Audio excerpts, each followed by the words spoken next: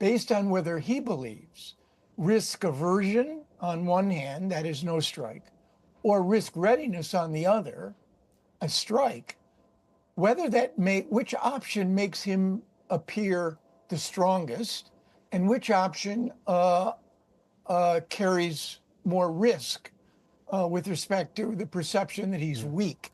So I think it will probably be a relatively close call, although I don't see any alternative. If the Israelis in the next 10 days don't find a way to inflict significant damage on Fordo, which would take the Americans off the hook, or by some miracle, the Iranians give up and are willing to accept the right to enrich, but no real capacity or ability to enrich uranium, then I think you are facing this decision. And I think a strike under those circumstances is highly likely. I said inevitable, nothing is.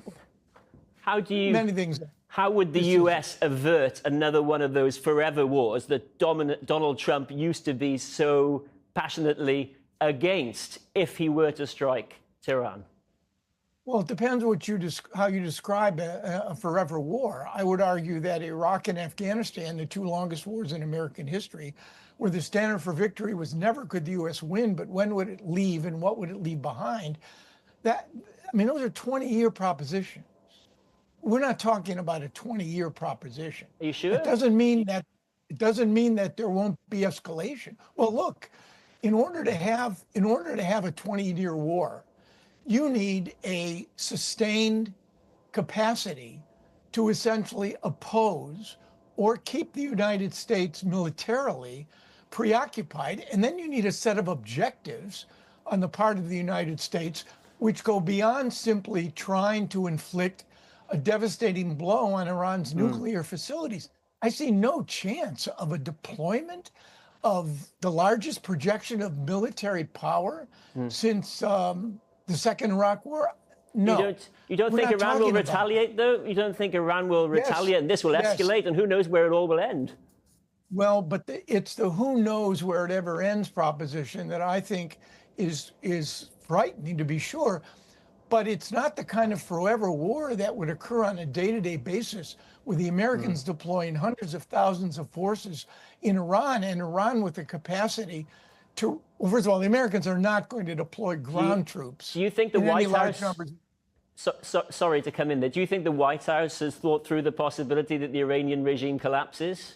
And then what? I think they would be fascinated and applaud if that happened. And the reality is the Israelis and a potential American strike will weaken the regime substantially. The problem is there's no ready-made alternative. Humpty Dumpty can be knocked off the wall, but who's going to put the pieces of Humpty Dumpty together again should Humpty Dumpty fall? And that is the problem with regime change. In the Middle East, it's only occurred in recent years under three sets of conditions. Number one, Egypt and Tunisia, where millions assemble in the streets and security forces refuse or are unable to fire on the crowds. Ben Ali and Mubarak are pushed out of power. Syria, where HTS I'm afraid it's fascinating to hear this. We have to leave it there. Thanks so much for your time. Thank you very much. You're welcome.